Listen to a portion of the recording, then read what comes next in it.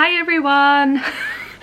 I feel weird because I'm doing a readathon and I'm making a TBR for it, which I never do. So, from the 21st to the 31st of December, there is a readathon happening called Reading in Translation, which I think it's pretty self-explanatory. We read books that are translated. This was created by Hafsa from Vibing with a Book on Twitter, and her co-hosts are Sajid, Tasmin, Fana and Sandra.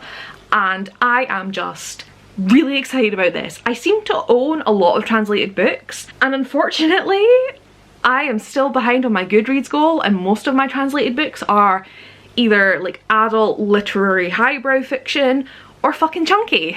So I'm not sure how this is gonna work. There are 7 prompts. The main goal, however, is to read 3 books from 3 different languages, and you can double and triple up on prompts. So technically I could pick like 3 languages, the shortest books that I have from them, make them fit multiple prompts, and then just read whatever. What I'm going to do is I'm just going to tell you what the prompts are, because obviously a lot of these books will have overlap. So yeah, I don't know, this video is it's like half TBR, half here's the translated books that I have at my grand's house and I want to read soon.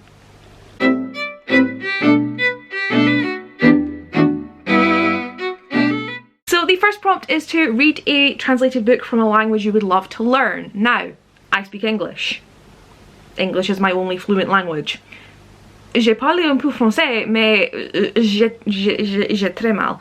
As I have just proven, I apologise to any French speakers. Je suis désolée. There's a lot of languages I would like. I mean, I would love to just speak all languages, but specifically I would like to learn French fluently, and I would like to learn Japanese. At the minute, I can say hello, goodbye, excuse me, and thank you, and I can count to 4. Not really helpful. The second prompt is read a translated book from a language you think is the hardest to learn. All languages are hard. Obviously, because I speak a Germanic language, anything that has that sort of, what's it called, like basis, foundation, and uses the same script is going to be easier. So obviously things like German, French, Spanish, Italian, Portuguese, like those are going to be easy for me to learn. Then when you move into like Scandinavia and like Dutch and Finnish and all that, that's going to be complicated. But then when you go to like Asian countries where they have their own script, like Japanese has kanji and Cantonese and everything, that's just, it's a completely different playing field. So if we were to go for like the Germanic and then like I don't know what the official terms are, and I feel like I'm maybe like, is it like, oh, I was gonna say I think like Mandarin or Cantonese, like Chinese would be hardest, but then I just remembered Arabic exists and Hebrew. I have it in my head, for some reason, I think Japanese and Korean are like the easiest of the languages that have their own symbols. But honestly, I don't know. To go with languages that use a sort of English Germanic alphabet, am I just making the Germanic thing up? I have no idea. I think Dutch is the hardest. And then like Finnish, Norwegian, Swedish, because, oh my god, even I could have done Gaelic. Listen, I'm fucking Scottish and I don't know if it's Gaelic or Gaelic. The third prompt is to read a translated book from a language someone in your life speaks. Bonus points if you read a book they recommend. So this is the one where like I can only really give you one option. I don't really know anyone who speaks another language like in my own personal life. However, Tasmin, one of the co-hosts, I DM'd her, I was like, Tasmin, help me, and she came through with a bunch of options, and I picked out Invisible Planets, 13 Visions of the Future from China, edited and translated by Ken Liu. And this is an anthology of contemporary Chinese science fiction.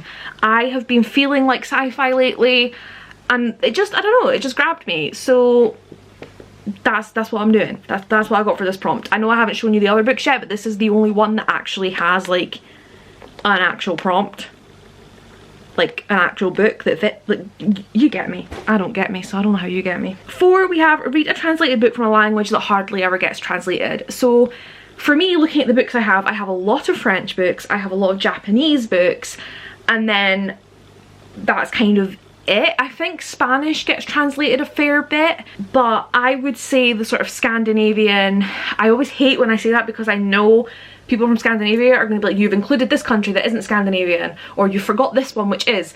But that sort of, this sort of Finnish, Norwegian, Swedish, Danish, Dutch, I don't think Dutch is Scandinavian, but I think Denmark is. Denmark's the hazy one. But those areas, they have very complex languages, and I just think they don't get translated very much. So I do have a few options for those, and we'll get to when I show you my translated books. I'm basically hoping you guys will tell me which of these are really quick to read, assuming you've read them. Prompt 5 is read a translated book from a language whose country of origin or the country where it's spoken you want to visit. I've already mentioned I really want to go to Japan. I think I mentioned, maybe I didn't, but I really want to go to Japan. I've fallen in love with the country, the culture. They also have amazing arcades, and I am a kid at heart, so like I really want to go. I want to experience the food. I just want to go to Japan. So that, I mean, I want to go everywhere, I'm not gonna lie. Like I've been to Spain, France, Germany, Belgium, the Netherlands. I think that's the only places I've been, like Europe. So I'd love to go to like Scandinavian countries. I'd love to go to like, when I say I went to Germany, I went to a theme park on the like Dutch border. So I wasn't really in Germany, but anyway, we're going with Japan for that one, so we'll get to that in a minute. 6 is read a translated book that has won a literary prize. A fair few of these seem to have won literary prizes. I seem to like have sensed a theme. This might just be something that's in my head, but I feel like the majority of translated books are the ones that like won like major prizes in their own like countries. It makes sense to me that if a book wins like the biggest award of its country, then it gets translated to English. It's almost, oh my god, this is getting deep, but it's almost like they have to prove their worth to the English speakers, which is absolute bullshit, I'm not gonna lie. Like, I've heard so many people, was it Marta, was talking about a book that she was planning to read, and it was in Spanish, and it was only in Spanish, and I was like, you've made that sound so fucking good, and I can't read it because I don't speak Spanish. So yeah, there needs to be, I mean, publishing needs a massive fucking overhaul, and I don't think they're gonna start buying foreign rights and translating books anytime soon, but yeah. And 7 is read a translated book written and translated by a woman. And most of my books are either written by men or they are written by women and then translated by men. The only one I know for sure, because it actually tells me about the fucking translator, is A Winter's Promise by Christelle, I can't even see her name, Christelle Dabo. This is chunky though, and I want to read this in Polarthon and for Polarthon in February. So I don't know if I'm going to read. I mean, it's too big, it's too chunky. It's really too chunky for me to try and read in 10 days when I have 7 books to read to hit my goal. That is the only one that I officially at the minute know fits my prompt. We'll see. Now I guess I'm just going to show you the books that I have in languages. So as I said, I have Invisible Planets, which is Chinese. It doesn't tell me if it's Mandarin or Cantonese or if there's other variations. I genuinely don't know. It literally just says like translated from Chinese. So this is the only book I am for sure reading because I just bought it specifically for this. Tasman, I was gonna say Tasman recommended it. Tasman's also reading it for the readathon, but like, I'm reading this. I'm pretty sure then that my other 2 languages are going to be French and French and Japanese, but I do have books on the floor. I do have a few other language options. I have one for each. So I have Danish, which is The Tinderbox by Hans Christian Andersen. The Dinner by Herman Koch, which is from Dutch. I do really want to read this. I've heard a lot about it, and I do think although it's fairly chunky, it could be a quick read. I think this is one of those like Marmite books though. I think I'll love it, but I might save it when I'm not kind of cramming books in. And I also have Marisi by Maria Turchkaninoff, which is Finnish. I've had this for years. It's literally signed by the author, and I don't even know what it's about. I really don't know what it's about, but those are some options outside of my French and Japanese books. For Japanese, I have 3 Japanese short stories. This is a Penguin classic. It's 50 pages long. I really should read that because it's going to help for my goal, and it fits for many a prompt of reading a country I want to visit, a language I'd like to speak. So I think this will happen. Alongside that, I have The Guest Cat by Takashi Hirade and The Traveling Cat Chronicles by Hiro Arakawa. I'm not sure why I own 2 Japanese translated books about cats, but I do, and I'm not mad about it. I believe The Guest Cat won a literary prize. Yeah, it won Japan's Kiyama Shohei Literary Award, and a bestseller in France and America. And this one's obviously quite short, so I will probably pick that up before this one. And I don't know if I want to read 2 cat books at the same time. Like, I don't know if they're going to be too similar. I don't know. I want to say this one, the cat dies though, and I'm not sure if I can take that, but I want to read it, so like I may as well. And the last Japanese book I have is The Miracles of the Namiya General Store, or Namaya, by Kigo Higashino. And this I heard about from Mel. It's about these delinquents who like break into a convenience store, but then someone like puts a letter through the letterbox like asking for advice, and then I don't know, they like work out their shit and maybe don't become assholes. Like, maybe they're like, oh, maybe we shouldn't thieve, let's be good people. I don't know. But it sold 12 million copies. Everyone seems to rave about it, and it's really pretty. Again, it's another big one. It's 300 pages, so maybe I would like to get to it because I did buy it with this readathon in mind, but again, I don't know if it's a book that I want to cram. And then we move on to my favourite, French. So as I said, I have A Winter's Promise, but I'm probably going to save this for February for Polarthon because it's chunky. I then have Ascension by Victor Dixon, which I just got in my box of stories unboxing thingy-majig subscription box, that's the word. This is another chunky one, and it's a sci-fi, so it's slightly out of my comfort zone. It's a book that I'm really intrigued by, and I am really interested in reading more sci-fi, but because I haven't read much, I don't know if it's one that I could plausibly read quickly, but it's a translated book, so it's there. And then one that I will definitely be reading because it's a novel in verse is In Paris With You by Clémentine Beauvais. It's, as I say, it's a novel in verse. It's going to be quick, so like I'm going to read it. I don't know what prompt that'll fill. I think the Sam Taylor that translated it is a man, but I don't know. Genuinely don't know. Like, not, some books will tell you about the translator and others don't, so I have no idea. So I'm probably gonna like pretend that this Sam Taylor is a woman, even though I think I did check Goodreads and it's a man. Look, I'm trying, okay? It's like 6 out of 7 prompts is okay.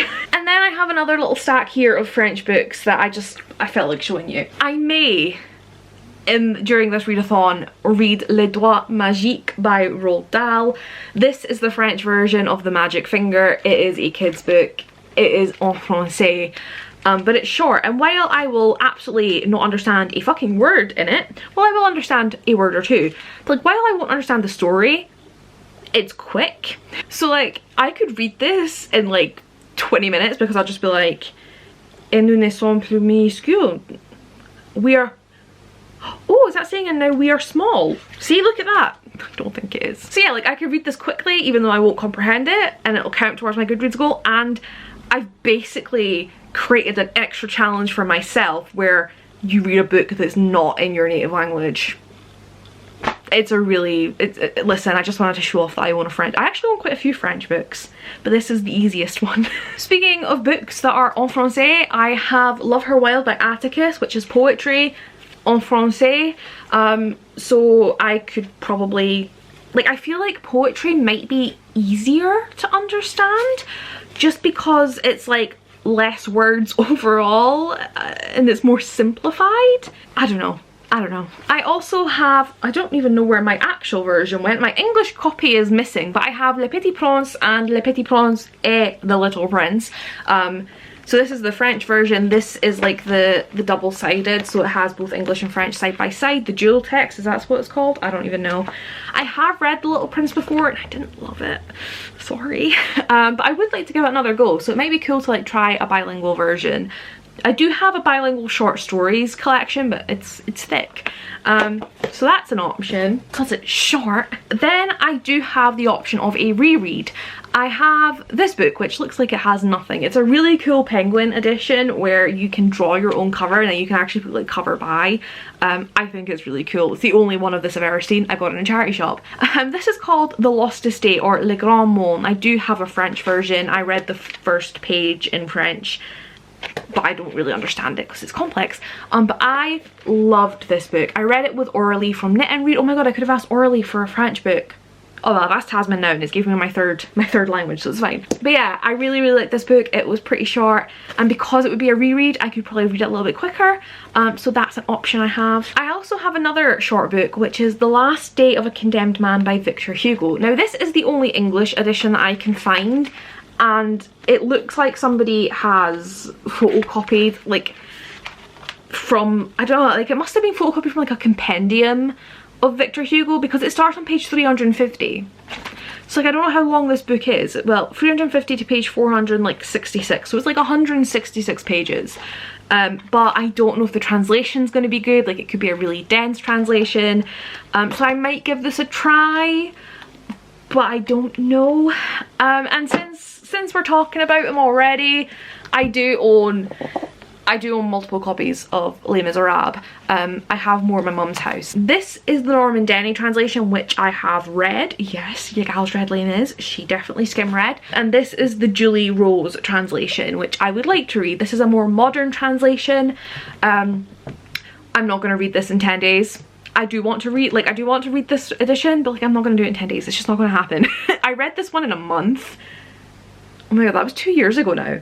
No, 3 years ago, because it was January 2018, because I wanted to read it before I went to Paris in the February, and I read it in a month, and I was so impressed with myself. This is where I'm gonna do my thing where I warn people, like, obviously this is a fucking dense book, but you need to have a good translation. So I recommend the Norman Denny translation, because the problem with this is it's a modern translation. So things like the Thénardiers in, they call it a greasy spoon.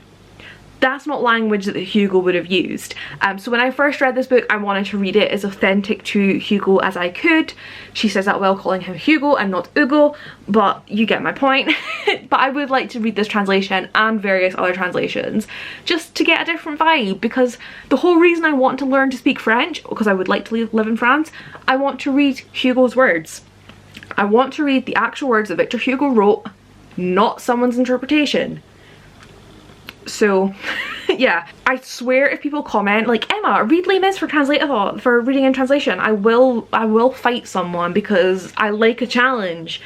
Listen, if I had caught up to my Goodreads goal, I would have contemplated starting this, but it's just not gonna happen. Those are all of my translated books. There may be more on my shelves that I'm just not aware are translated. I'm pretty certain I have a few more at my mum's house, but those are the ones that I have here. I can make them all fit into the prompts. Like, there's only what, 2 or 3 prompts that like I can't really bend to work for me. So I have 5 books on my TBR, with a bunch more that I may pick up if I have the time or if one grabs me. We have 3 Japanese short stories, The Last Day of a Condemned Man, The Guest Cat, In Paris with You, and Invisible Planets. Honestly, if I read, I'm gonna say these 4, like I'm not bothered about this because obviously this might be a really shit translation that I struggle with. If I read these 4, I will be very happy. I do have 7 books to read, so I have to find 3 more books, translated or not, to hit my Goodreads goal.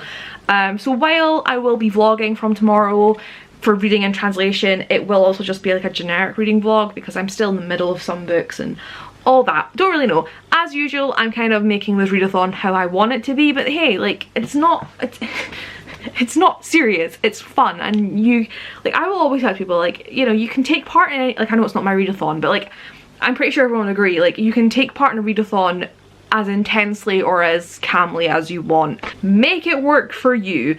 I think as long as people are emphasizing reading translated books, Hafsa and the co-hosts are going to be happy. At least I hope so.